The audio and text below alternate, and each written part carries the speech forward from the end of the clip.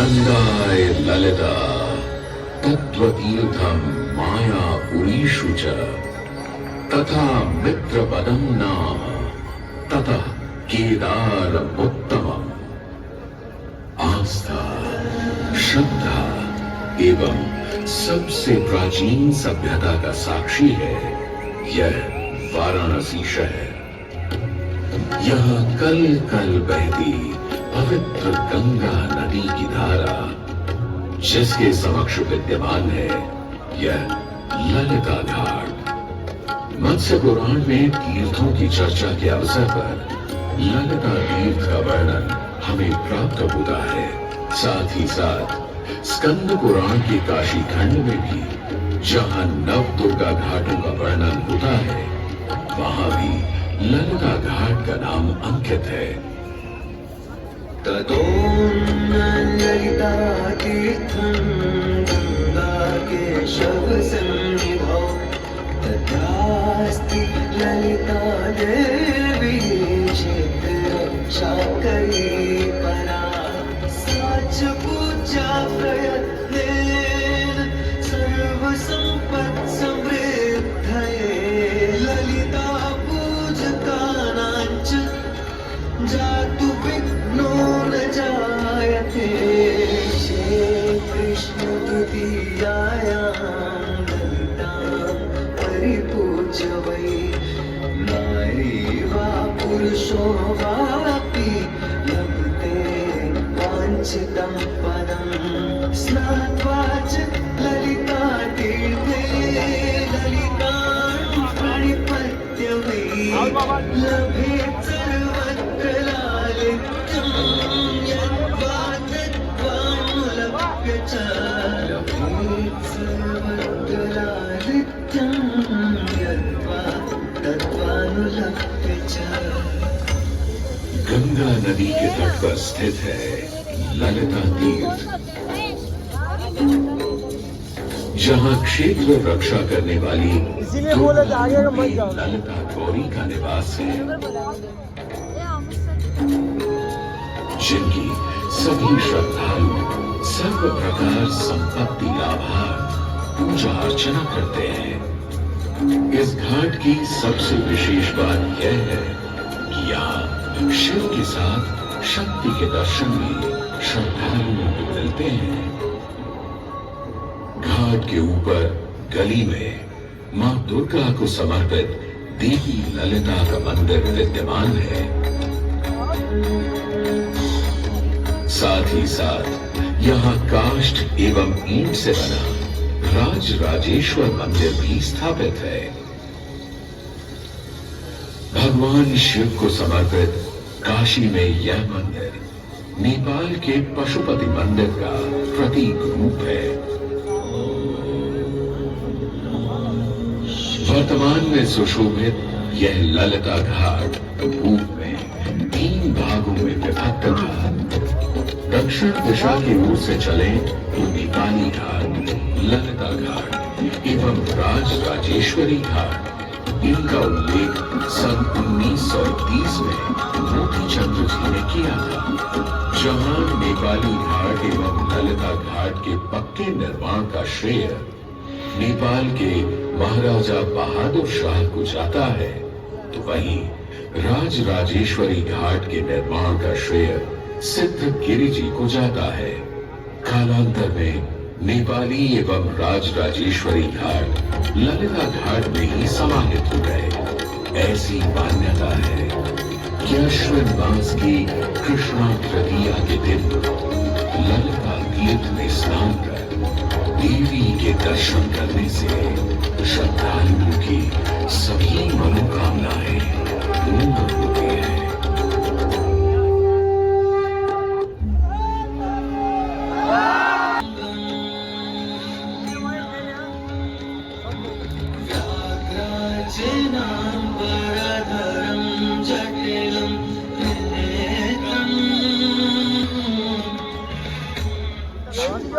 सभी जीवों के स्वामी है, जो सबको आभूषण के रूप में धारण करते हैं, जो बाघ की खाल को सुशोभित करते हैं। सूर्य चंद्रमा और अग्नि उनके 3 नेत्र हैं तथा वो जो हम लोग आप वो जटाधारी है, पाश, अंकुश और त्रिशूलधारी है।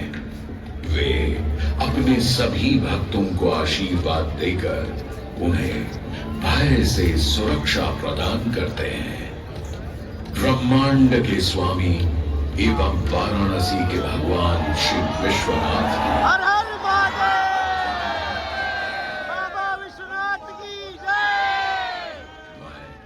आदि नगरी काशी, वही काशी जो स्वयं भगवान शिव के त्रिशूल पर विद्यमान है। सृष्टि के प्रारंभ में महादेव ने जब पृथ्वी पर अपनी दृष्टि डाली तो उन्हें एक भाग चमकता हुआ प्रतीत हुआ। उसी भाग को भगवान शिव ने काशी का नाम दिया। कालांतर में गंगा नदी के तट पर बसी इस काशी नगरी में समय समय पर अनेकों घाट विकसित हुए, जहां श्रद्धालु आकर पूजा अर्चना एवं स्नान किया करते थे। माना तो यह भी जाता है कि यह नगरी एक बहुत सुंदर वन से ढकी हुई थी, जहां पीपल, आम, बरगद, शीशम आदि के वृक्ष हुआ करते थे, जिनकी छाया में बैठ ऋषि मुनि, साधु संत आनंद से तपस्या किया करते थे। इसलिए इस जगह का उल्लेख आनंद वन के नाम से भी किया गया है। जितनी पुरानी काशी नगरी है, उतना ही पुराना यहाँ का काशी विश्वनाथ मंदिर भी है। भगवान शिव को विश्वेश्वर, विश्वनाथ आदि नामों से भी संबोधित किया जाता है, जिनका अर्थ है संपूर्ण विश्व के स्वामी। किंवदंतियों की माने तो सृष्टि के आदि में जब भगवान शिव एवं मां पार्वती पृथ्वी का भ्रमण कर रहे थे, उन्हें यह स्थान बहुत प्रिय लगा। तब मां पार्वती को यहाँ कुछ समय रुकने की इच्छा हुई, तो भगवान शिव अपने लिंग रूप में यहीं स्थापित हो गए। तभी से 12 ज्योतिर्लिंगों में इस मंदिर को विश्वेश्वर मंदिर के नाम से भी जाना जाने लगा, जहां भगवान शिव और माता पार्वती सदैव वास करते हैं। सदियों से इस पवित्र नगरी ने अनेक ऋषि मुनियों, तपस्वियों, धर्म गुरुओं आदि को अपनी ओर आकर्षित किया है। आदि शंकराचार्य एवं मंडन मिश्र ने इसी मंदिर के प्रांगण में बहुत समय व्यतीत किया। समय बदला, दौर बदला, भारत के स्वर्णिम काल पर विदेशी आक्रांताओं की नजर पड़ी, जिसे वे लूटने एवं सनातन संस्कृति को नष्ट करने के उद्देश्य से यहाँ आए। देखो सर, सनातन वाला अभी यही था। जब प्रथम बार गौरी ने आक्रमण किया, तब पृथ्वीराज चौहान ने उसे बुरी तरह पराजित किया था। अंत में उसने क्षमा मांगी और वचन दिया कि ऐसी गलती दोबारा कभी नहीं होगी। अतः पृथ्वीराज चौहान ने उसे छोड़ दिया। संभवतः यह एक दुर्भाग्यपूर्ण निर्णय था, क्योंकि अंततः गौरी ने पृथ्वीराज चौहान को धोखे से हराया। तत्पश्चात उनके साथ बहुत बुरा व्यवहार किया तथा उनकी दोनों आंखें भी निकाल दी। पृथ्वीराज की मृत्यु के उपरांत हिंदुओं का मनोबल कमजोर पड़ गया, जिसके परिणाम स्वरूप आतताइयों ने अन्य मंदिरों के साथ साथ विश्वनाथ मंदिर को भी क्षति पहुंचाई। यह ऐसा काला दौर था जिसके स्मरण करने मात्र से आंखें नम पड़ जाती हैं। परंतु समय सदा एक सा नहीं रहता और दुख के ये बादल भी सुख में बदलने वाले थे। एक धार्मिक सम्मेलन में राजा टोडरमल की भेंट नारायण भट्ट से हुई। नारायण भट्ट एक बहुत धनी व्यक्ति थे। दोनों ही धार्मिक इंसान थे और नित्य प्रति भगवान की पूजा अर्चना करना अपना परम कर्तव्य समझते थे। दोनों ने काशी विश्वनाथ के इस पावन मंदिर का जीर्णोद्धार करवाया और वीरान पड़े खंडहरों में एक नई जान डाल दी। 16वीं सदी में संत तुलसीदास ने यहाँ रामचरितमानस की चौपाइयों को पढ़ा था तथा संत एकनाथ ने भी यहीं पर वारकरी संप्रदाय का महान ग्रंथ श्री एकनाथी भागवत लिखकर पूरा किया था। लगभग 17वीं शताब्दी के मध्य में मराठा शासक मल्हार राव होलकर ने काशी विश्वनाथ मंदिर के पुनर्निर्माण की योजना बनाई।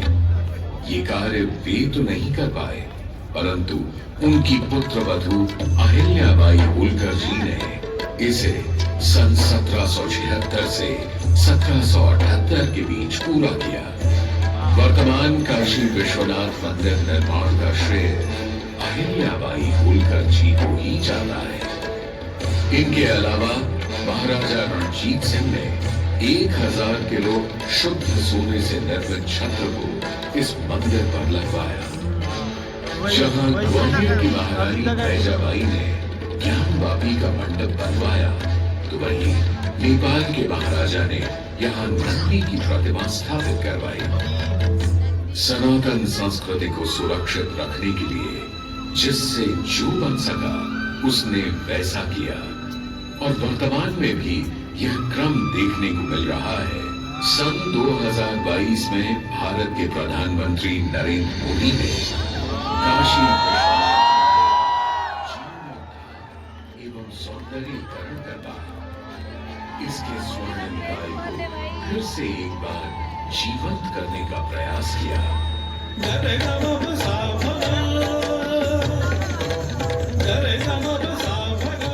भगवान शिव को समर्पित काशी विश्वनाथ का यह पावन मंदिर सदियों से करोड़ों श्रद्धालुओं का प्रेरणा स्रोत रहा और सदैव के लिए रहेगा।